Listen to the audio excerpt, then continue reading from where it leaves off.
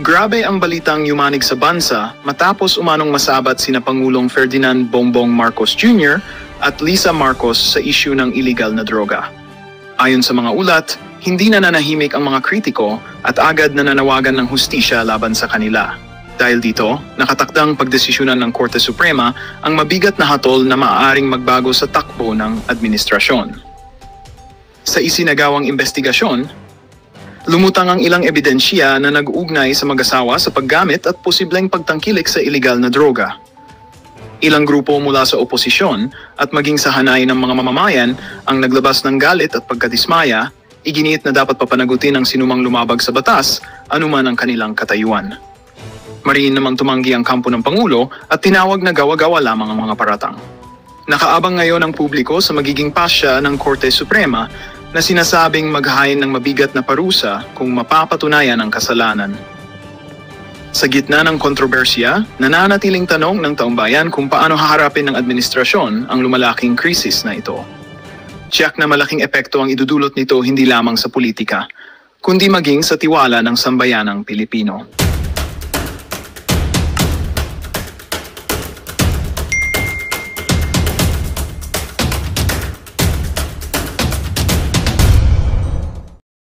Them, and I would slap them sa katotohanan.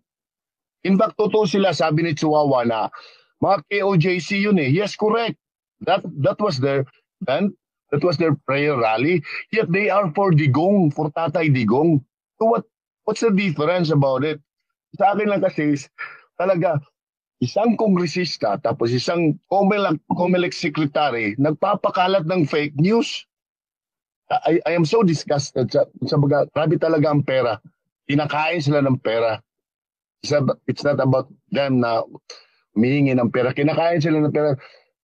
Kung sa baga, wala na silang dangal. They were selling their, not only dangal, but their soul sa gobyerno, sa administrasyon na to.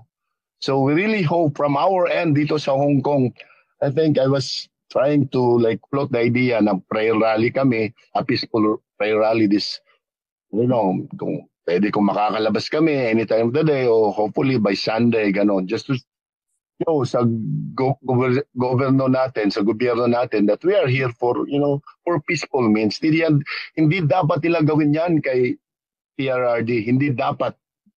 PRRD is there anytime, ewan ko, they would do that in a legal way. Okay, ganun. Ganun na ura-urara, diretso-diretso. Parang hindi tao pagtatanong nila kay Tatay Digong.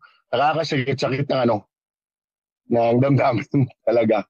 And once again, I have to echo this. Kung ginawa nila sa ganyan, former president, abogado, fiscal, they could also do that to anybody. Anybody. Sinong Pinoy. Especially din yung walang kalaban-laban. Grabe. So yan lang po. Patuloy ang laban natin dito. Salamat. God bless us all.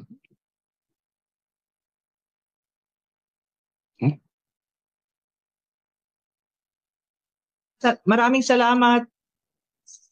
Okay. Oo. Sis, mayroon po tayong tatawagin na bigay natin sis yung floor kay Janet Lopez, Hong Kong. Ito'y ating mga kababayan na nasa Hong Kong at ito ata siya ay probably nakapunta doon sa rally na ginanap nung Sunday. So Janet, you have the floor. You have the floor po.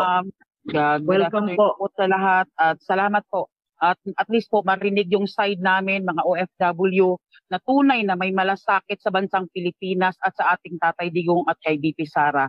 Meron po akong placards dito na ginagamit, naglalakad ako. Gusto ko makausap yung mga kababayan nating OFW, galit na po sila sa gobyerno ngayon. Kung pwede ka daw mag-rally kami ngayon dito sa Hong Kong dahil na may trabaho kami. Ang kaya namin gawin ngayon, mag-share sa Facebook. Yung isang account ko, ni-restricted nila, hindi ako makashare. Ginamit ko itong isang account ko na naman para makapaghatid sa grupo namin na kailangan namin magkaisa, magtulungan.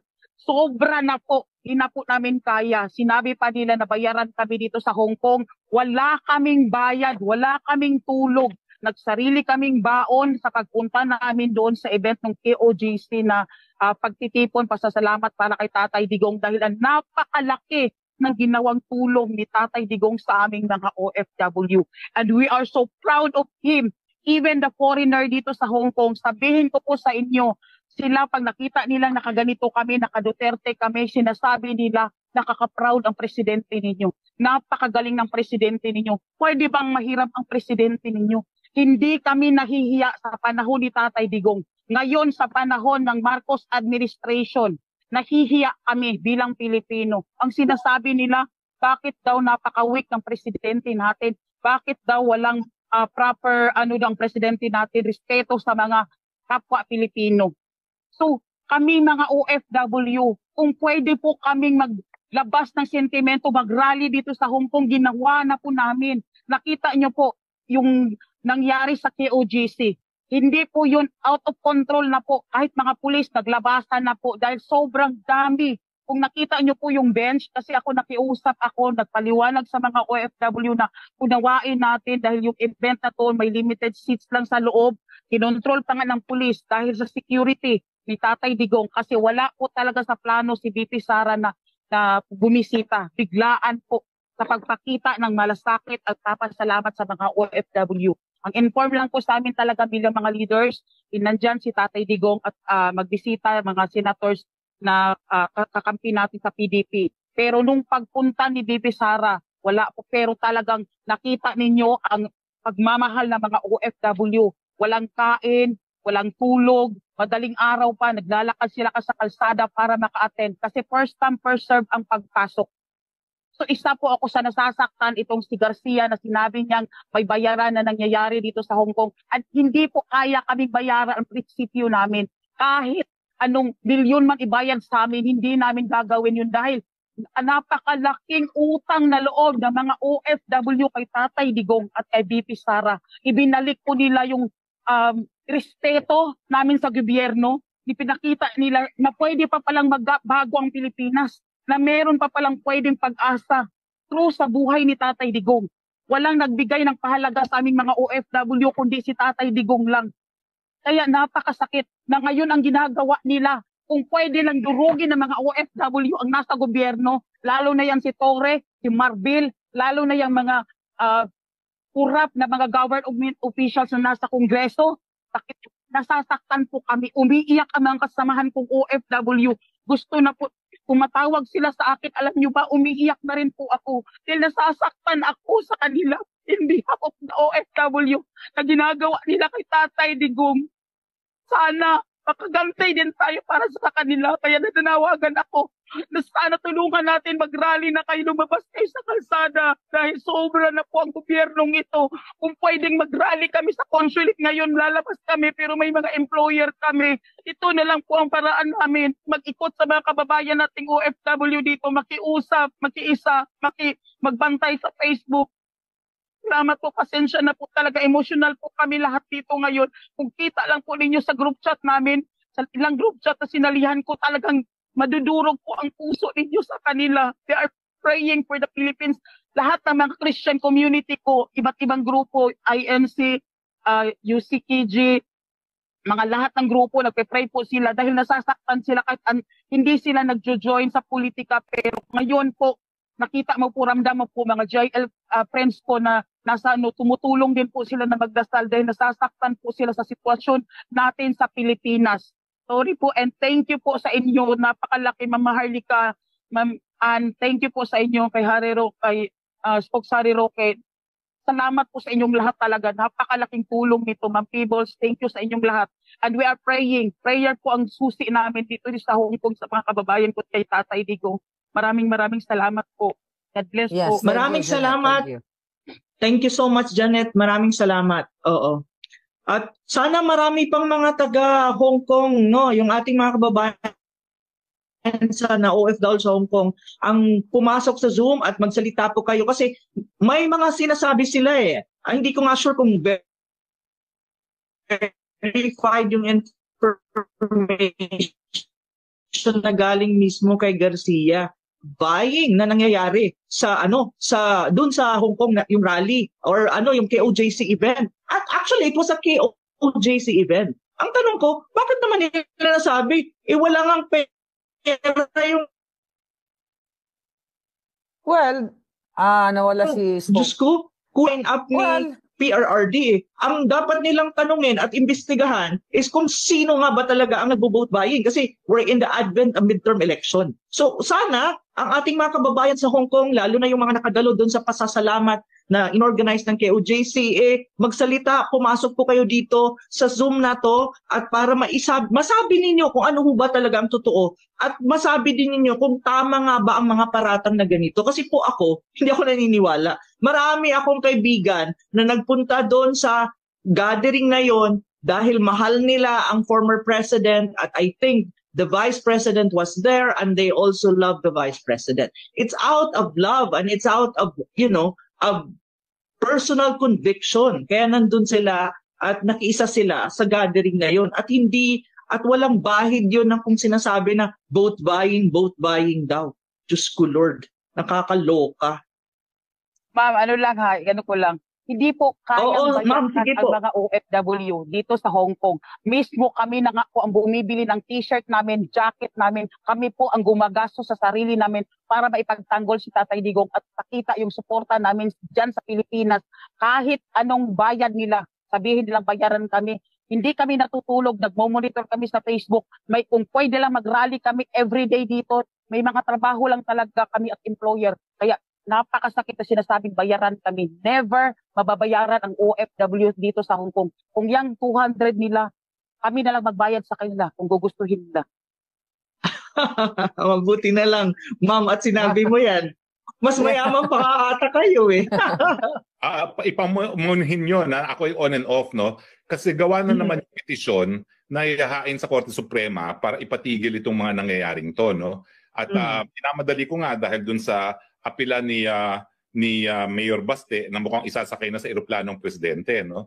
Pero nananawagan ako dun sa mga nasa loob na kasama si Pangulo, no? Hindi makapasok yung tao ko na daladala ang petisyon, no, for the signature of the president, no? So paki-check lang sa labas kung sino yung tao ko na daladala ang papeles para pipirmahan ni Presidente Duterte at maihain na sa Korte Suprema dahil baka mamaya maisakay na yan sa eroplano at magiging mutin na academic na nga itong petition nito, ha? So excuse me again habang tayo po ay nakipagtulungan, tinatawagan ko rin si Attorney Trixie. Attorney Trixie, kung kayo nasa loob na, pakisabi na meron ng petisyon na nag-aantay sa labas. Nabasa na naman niya ni Executive Secretary Medellea. Napakatagal ng panahon. Siguro na 6 months ago nabasa na yan. In-update lang dahil nga sa mga pangyayari na nag-issue na ng warrant of arrest ang ICC dahil yun na lang yung fill in the blanks dyan. No? So pakihanap lang sa labas yung tao ko na daladala ang dokumento for the signature.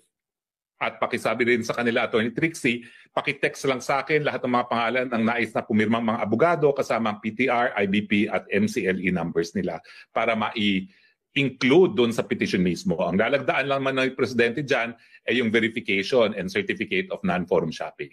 Maraming salamat kung nakikinig ka, Trixie. Oo, at saka sana yung mga ating kababayan paki-disseminate ng information po na sinasabi ni Spokes Harry para po makarating. Importante po yan. Kasi ngayon, ang sabi nga, may andyan na yung mga eroplano naka-ready and anytime they would want to fly the president, hindi nga alam kung saan. So please, kailangan po makarating yung petisyon na yan. Maraming salamat. Yan pa lang talaga namang kidnapper style talaga yung ginagawa nila eh. Kaya nga, I believe hindi rin siya pababayaan. Yeah, hindi rin siya pababayaan ng mga taong nakapaligid sa kanya. At na madadala siya kung saan man. At di nga nila maipaliwanag kung saan siya dadalhin, di ba? Wala daw eh. Yun ang sabi ni ano eh. Nung una nila, nung nakita ko sa aeroplano na post ni MJ, wala pa nung una doon, wala silang makitang warrant of arrest. Tapos later on, may napinakita sila. Kumbaga installment yung kanilang panggaganto. Yes. Installment ka. Oo. Yeah. Kasi hindi sila, wala sila eh. Kapag halimbawa tayo, nagsabi tayo, Mother Dragon na, asan yung warrant of arrest? Bigla silang gagawa ng warrant of arrest. Parang ganun ang nangyayari. By the way, mga kababayan, Spokes, I hope naririnig mo ito. May nag-message sa akin na allegedly, mukhang fake daw itong warrant of arrest na in-issue kay Pangulong Duterte kasi may similar document na kinumpare nila. Sabi dito, peke at forge ang warrant ni PRRD. Dapat suriin kasi may identical documents from Italy na isa ding warrant of arrest sa certain person na parang, binura lang, pinalitan and everything. So yan, isa yan sa titignan natin na suriin kung authentic yung warrant of arrest na yan. Spokes, anong gagawin natin dyan? Spokes Hari, kapag ganitong, kaduda-duda. Nako, alam mo, i-check ko uli kasi pinadala naman sa akin ito. Merong ako naka-flash sa screen ko. Zoom US is requesting to bypass the system private window picker and directly access your screen and video. This will allow Zoom US to record your screen and system audio, including personal or sensitive information that may be visible or audible. Walang option na reject, no? Ang gusto nila, allow for 1 month or open system setting. Tapos nag-text sa akin si Joe, yung ating kaibigan na si Joe, hindi raw siya makapasok sa Zoom, no? So mukhang itong mga bangat ito ay pinapatuloy ang ating live broadcast, no?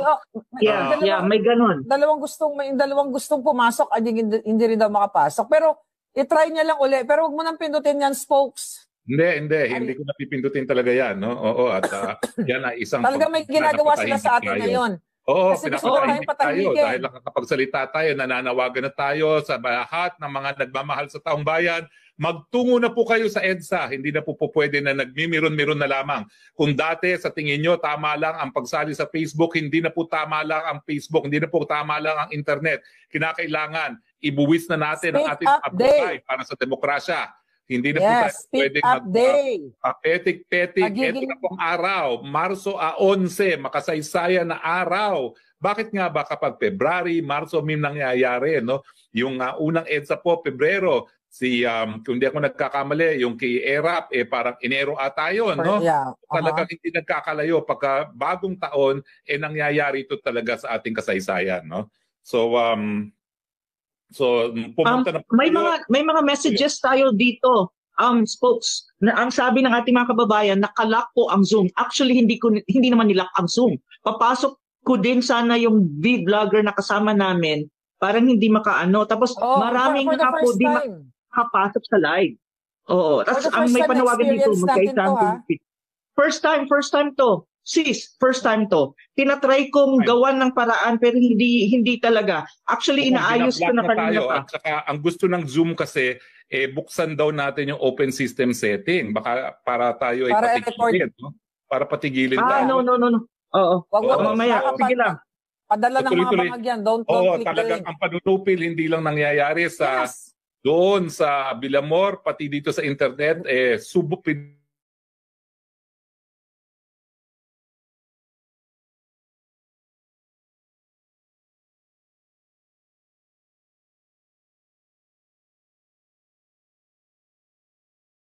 pigil nila sa tao na makapasok dito sa town hall.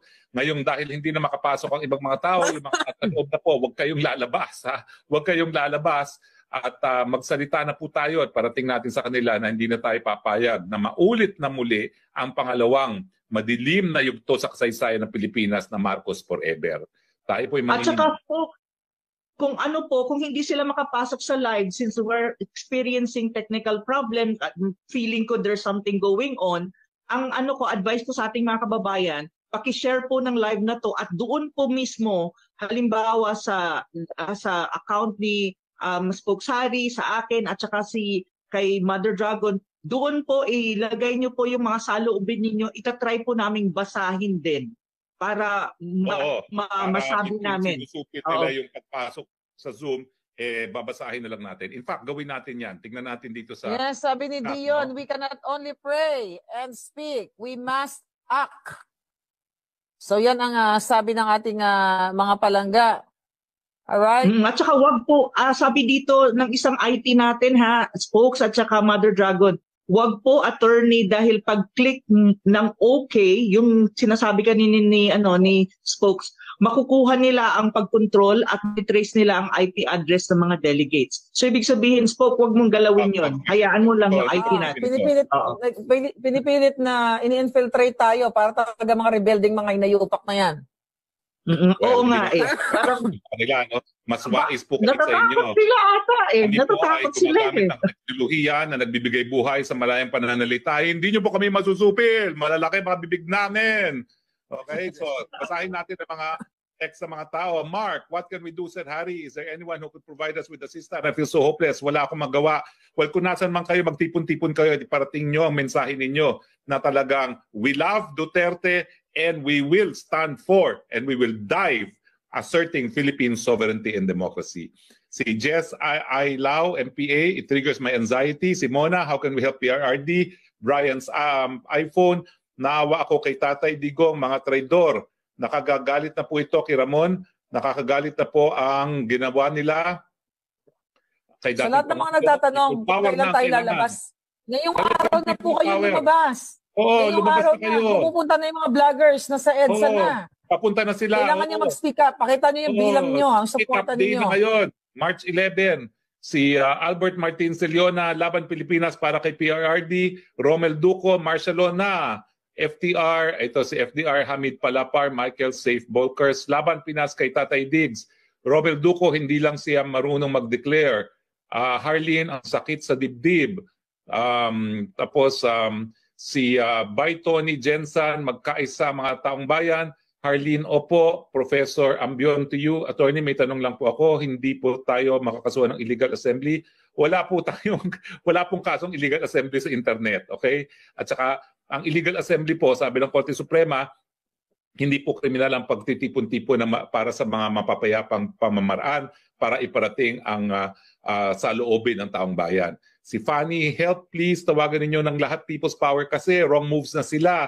Kaya nga po nananawagan na kami, people power na tayo. Tero na po sa EDSA. Wala na pong cardinal sin. Ang meron na lang po dyan, Maharlika, Harry Roque, Ana Malindogoy, at saka mga vloggers na nanawagan.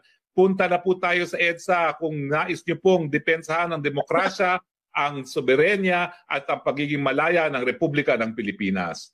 Doon po sa mga OFW na nagtatanong kung paano kayo makasuporta, mag-gather po kayo. Kayo dyan, lahat, worldwide. Mag-candlelight kayo or ipakita niyo yung bilang niyo. Papasok kayo dito sa Zoom. Yun na lang, medyo nahihirapan but we'll try our best na makapasok po kayo dito para na-flash natin lahat ng mga OFW sa iba't ibang bahagi ng bansa. Dahil magiging walang tulugan po ito hanggat hindi nakakauwi ng matiwasay ng maayos ang ating Pangulong Duterte. Oo. Ay nako, talaga naman pong kapag ang nangyari tutuluyan nila si Pangulong Duterte, talagang tayo po magpunta na sa EDSA. Nako, hindi na po tayo po pwede magpatay-patay. Kailangan po talaga manindigan na. Yan ang ating panawagan. Kung tayo ay talagang nagbibigay pasensya ng mga nakalipas na panahon, tapos na po pagbibigay pasensya. Pag hindi pa tayo gumalaw, tuluyan na po magiging Marcos forever na naman itong ating gobyerno. Yes, kung papayag sila na, again, nasa mga kamay ninyo, hindi naman, kumbaga, yung mga ating mga migrants, yung mga nakatira na sa iba't ibang bahagi ng mundo na maayos ang buhay, di ba? Kung tutusin, like mga OFW na yan, yung iba maayos na ang mga buhay niyan, karamihan sa kanila, pero patuloy pa rin sila na sumusuporta dahil, alam nyo, kahit nasa ibang bansa kami, majority ng Filipino nangangarap na bumalik sa Pilipinas na maging maayos, maging crime-free at least man lang, ang ating bayan at maipagmalaki man lang natin uli na tayo ay maayos na mga Pilipino. Pero nakakahiya dahil mismo dito ang mga alipores ni Lisa Tanas nagkakalat. Dito pa nagdodroga sa Amerika, dito pa nagpupulboron. So kitang-kita nyo yan. Kailangan isaksak natin sa isipan ninyo na ganito kaganid, ganito kawalang hiya ang gobyerno ninyo. Kaya panggigipit ang kanilang last resort. Dahil hindi nila kayang kontrolin yung mga bunganga natin. Tignan mo ngayon, sinusubukan tayong pasukin, i-hack itong mga ang ating mga vlog, ang ating Zoom meeting. So kasi nakikita nila mga kababayan, nakikita nila yung power ninyo. So, I know, lahat naman tayo busy sa buhay. Minsan kailangan natin magsakripisyo o ma-absent sa trabaho para manindigan, para mag-speak up. Katulad ko, di ba? Ngayon, sakripisyo talaga eh. Alam mo yan, Spokes, walang tulugan. Dahil gusto kong malaman ng taong bayan kung gaano kababoy ang gobyernong ito. Hindi para sa sarili ko, para to sa inyo, hindi to para sa akin. Alam nyo yan. Kaya talagang dapat supportahan natin yung ating mga vloggers.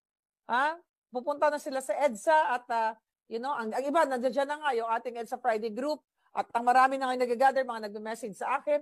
So magtipon-tipon tayo, palakasin natin yung ating boses hanggat ginigipit nila ang Pangulong Duterte dyan sa Villamor Air Base at hindi natin titigilan itong mga ito. Dapat tuloy-tuloy po ang inyong pakikibaka para sa inyong mga pamilya. So, Prof. Ana, kung Kelly, si Kelly, nandito pa ba? Meron lang akong unmute? Oo, nandyan pa. Inaayos ko yung ating tech.